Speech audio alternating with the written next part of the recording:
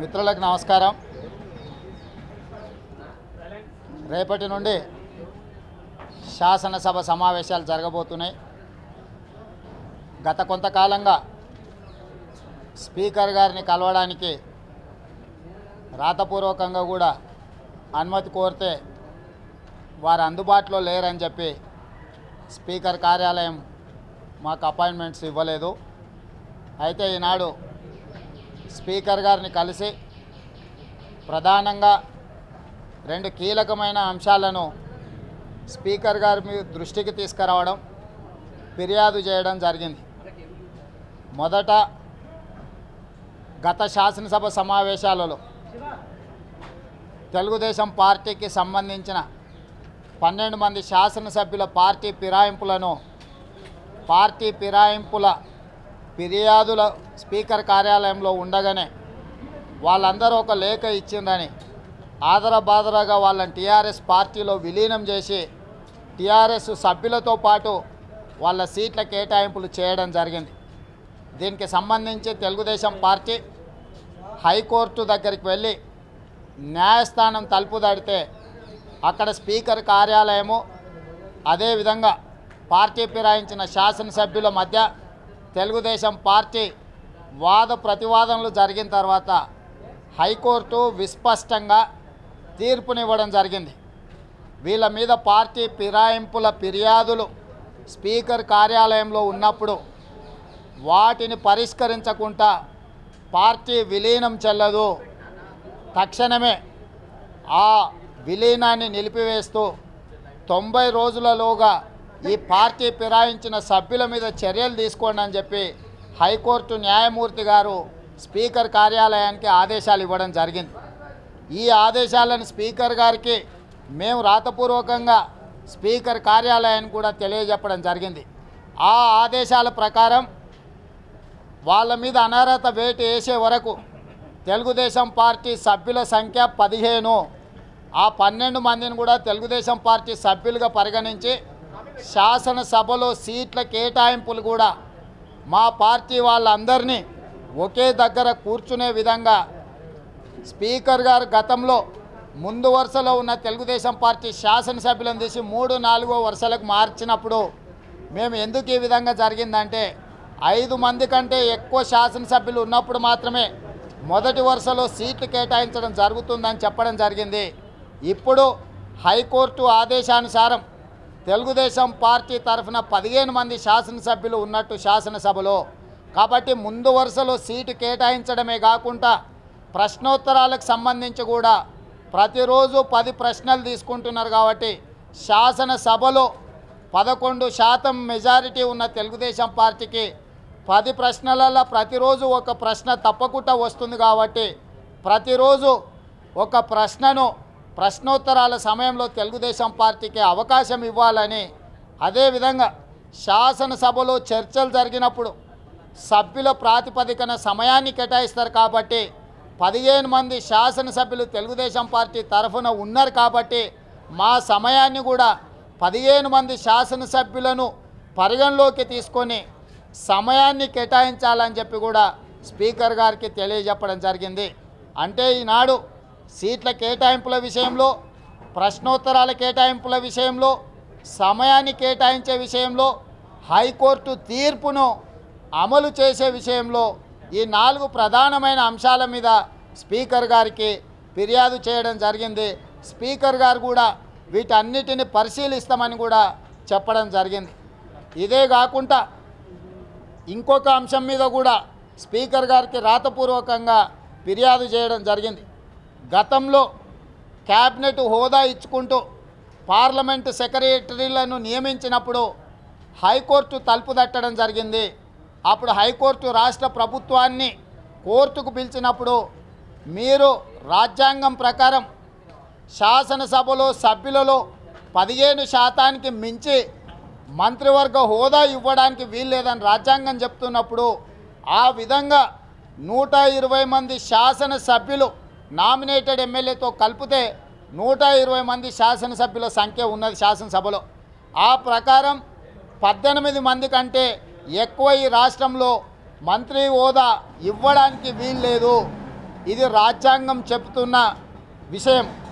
కాబట్టి ఈనాడు 17 మంది మంత్రులు, ముఖ్యమంత్రి గారు 15% కోటా పూర్తి అయిపోయింది.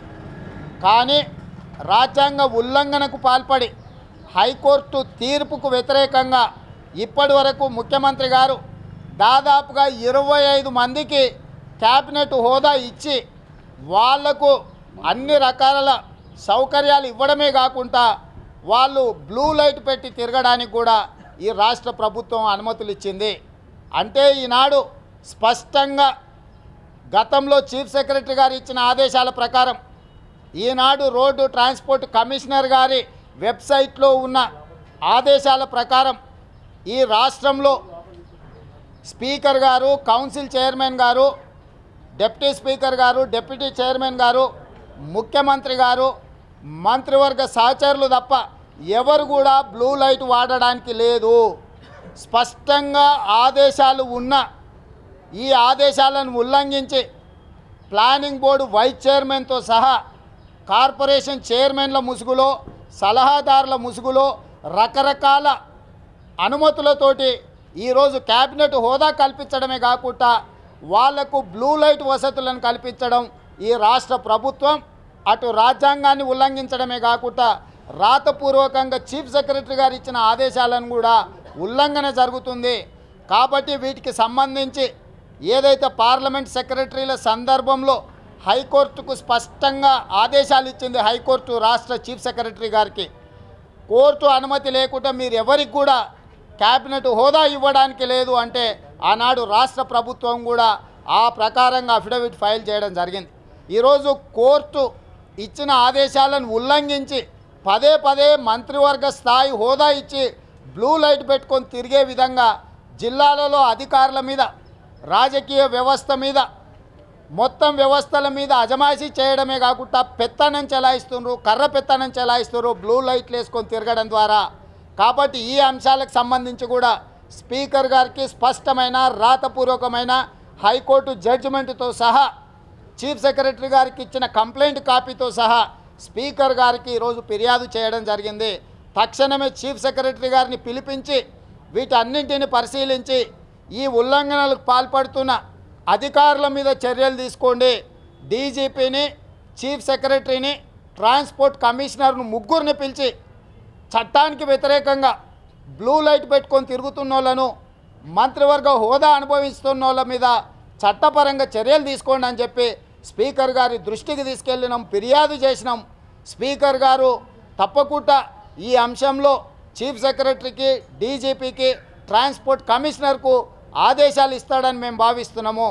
ఒకవేళ ఈ ఆదేశాలు ఇక్కడి నుంచి ఇచ్చి క్షేత్రస్థాయిలో అవి అమలు జరగకపోతే కంటెంప్ట్ ఆఫ్ కోర్ట్ మూవ్ చేసి హైకోర్టు ఆదేశాలను ఉల్లంఘించింది కాబట్టి చట్టపరంగా ఈ అధికారుల అందరి మీద చర్యలు తీసుకోవాలి అని చెప్పి మళ్ళీ హైకోర్టు తలుపు తట్టడానికి తెలుగుదేశం పార్టీ సన్నద్ధమవుతుంది. ఆ పరిస్థితులు రాకముందే అధికారులు చట్టాలను అమలు చేయాలి. చట్టాలు ఎవరికి చుట్టాలు కాదు. ఎవరికైనా అధికారంలోకి ఉన్న వాళ్ళకు ఎందరో చుట్టాలు ఉంటే వాళ్ళ ఇంట్లో పిలిచి భోజనం పెట్టుకోవాలి, కానీ రోడ్డు మీద బ్లూ లైట్ వేసుకొని తిరిగితే కుదరదు. ఖచ్చితంగా వాళ్ళ మీద క్రిమినల్ కేసులు పెట్టాల్సిందే. జిల్లాలలో ఉండే పోలీస్ అధికారులకు, ట్రాన్స్పోర్ట్ అధికారులకు స్పష్టంగా మేము విజ్ఞప్తి చేస్తున్నాం. ఉల్లంఘన జరిగితే మీరు కూడా బాధ్యులు అవుతారు. కాబట్టి మీరు వాళ్ళందరి మీద చర్యలు తీసుకోండి. తక్షణమే రాష్ట్ర ప్రభుత్వానికి కూడా విజ్ఞప్తి చేస్తున్నాం, చీఫ్ సెక్రటరీ గారికి కూడా విజ్ఞప్తి చేస్తున్నాం. క్యాబినెట్ హోదా చెల్లదు, 15% మించి క్యాబినెట్ హోదా ఇవ్వడం కుదరదని రాజ్యాంగం చెప్తుంది. రాజ్యాంగంలో ఉండే సెక్షన్లను ఉటంకించి హైకోర్టు ఆదేశాలు ఇచ్చింది. కాబట్టి తక్షణమే 15% పైబడి మీరు ఇచ్చిన క్యాబినెట్ హోదాలను అన్నిటిని కూడా రాష్ట్ర ప్రభుత్వం తక్షణమే ఉపసంహరించుకోవాలి. ఈ 3-4 రోజుల్లో ఈ అంశానికి సంబంధించి చర్యలు తీసుకోకపోతే మిగతా రాజకీయ పార్టీలను, ఫ్లోర్ లీడర్లను అందరిని కూడా కోఆర్డినేట్ చేసుకొని ఈ అంశం పట్ల శాసనసభలో ఒక రోజు మొత్తం ఈ ప్రోటోకాల్స్ విషయంలో, మంత్రివర్గంలో ఎంత శాతం ఉండాల్సిన విషయంలో, ఈ ఉల్లంఘనలన్నింటి మీద కూడా చర్చ జరిగే విధంగా తెలుగుదేశం పార్టీ పట్టుబడుతుంది. रेवंत रेड्डी साहब, इलेक्शन एमएलए को अगर कल टीडीपी नहीं मान रही है तो क्या वे कंटेम्प्ट ऑफ कोर्ट के तहत कोर्ट को जाएंगे? बराबर जाएंगे. कोर्ट एक बार देने के बावजूद भी स्पीकर ऑफिस ने कोई उन लोगों के ऊपर डिसीजन नहीं लिए तो हम लोग को कोई रास्ता है ही नहीं. बराबर हम हाई कोर्ट को फिर वापस जाएंगे, कंटेम्प्ट ऑफ कोर्ट मूव करेंगे. जो पार्टी एंटी डिफेक्शन के जितने भी पार्टी तेलुगुदेशम छोड़ के कहीं टीआरएस में गए सो वाले के ऊपर बराबर स्पीकर ऑफिस ने एक्शन लेना ही पड़ेगा. 4 दिन लेट हो गए तो भी उन लोगों को छोड़ने वाले नहीं है.